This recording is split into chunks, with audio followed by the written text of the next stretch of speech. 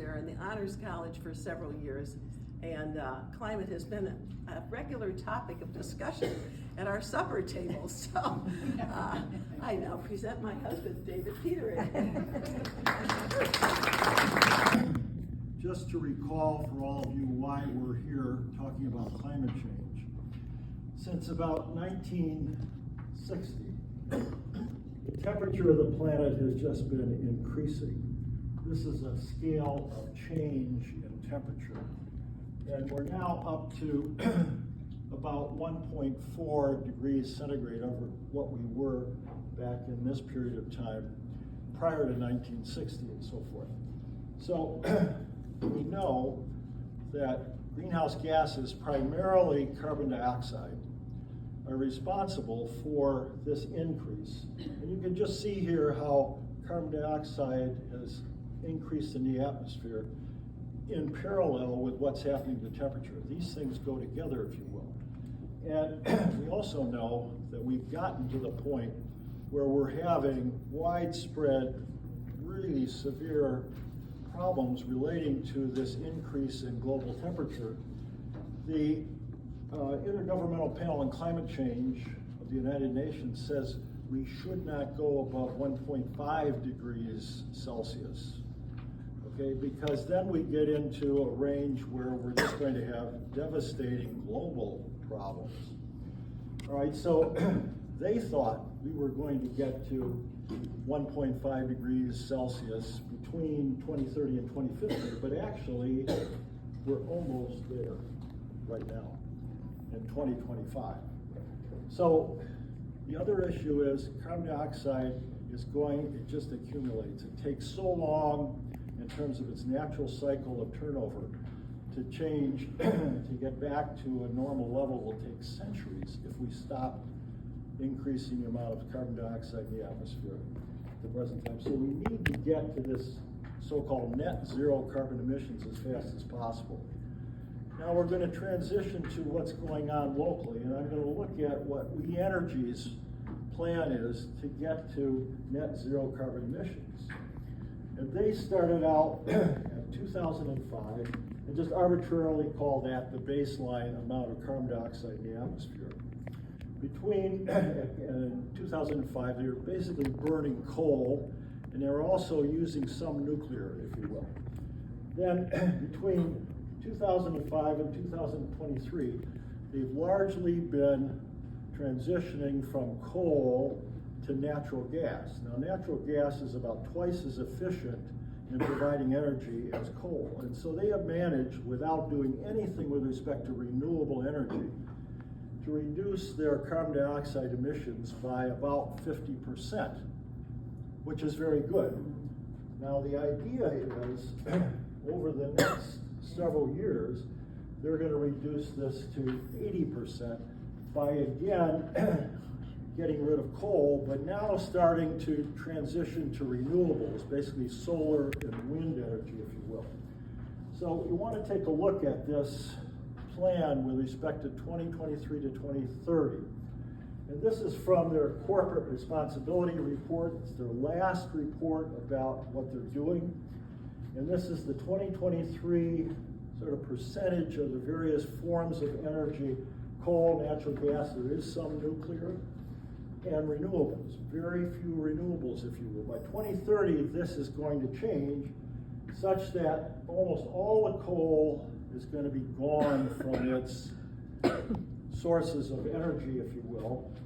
And this is going to be replaced largely by renewables, a little bit increase of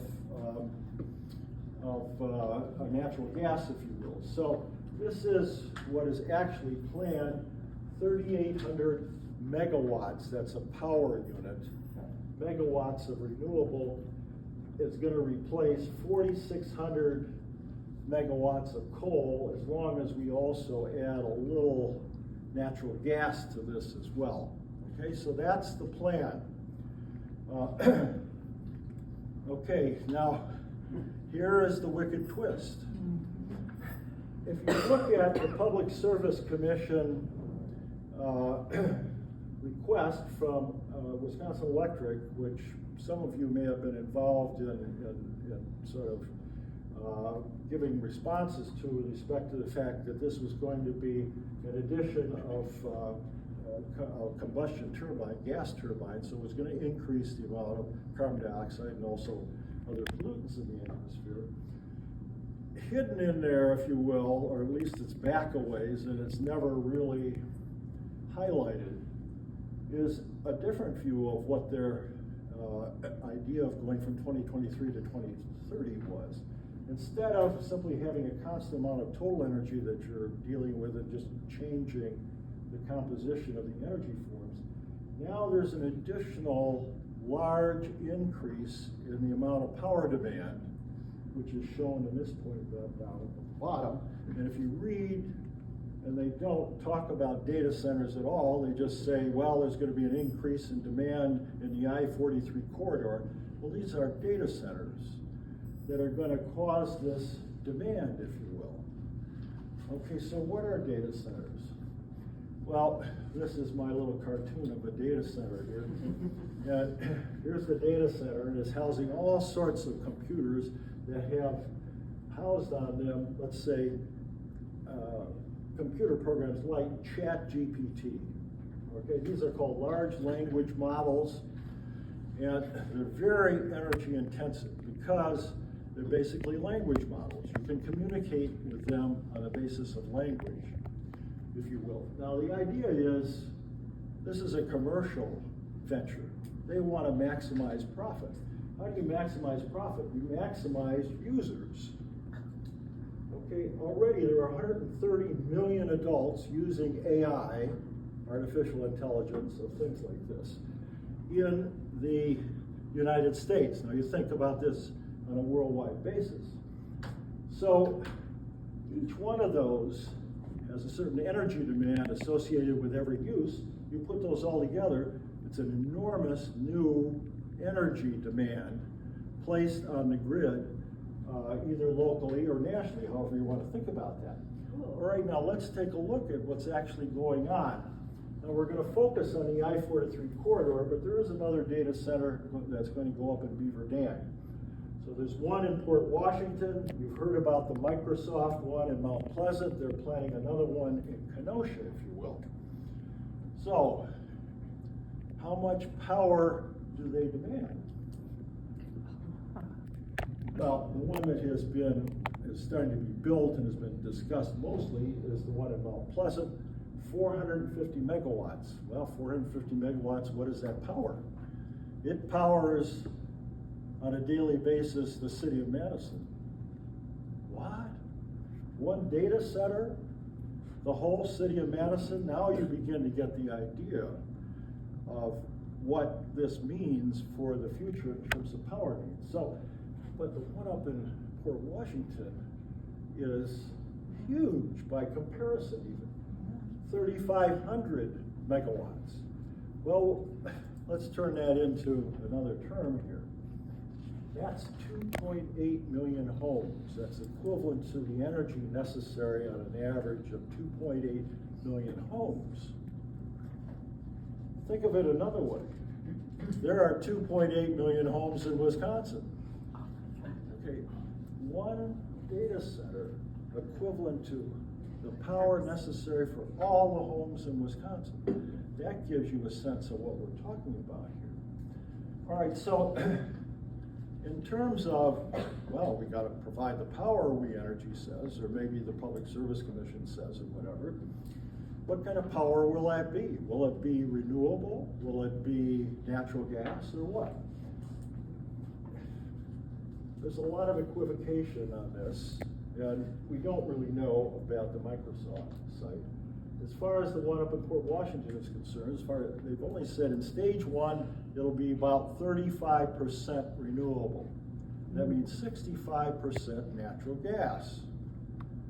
Okay, now I just am going to assume that all of these are going to have about 35%.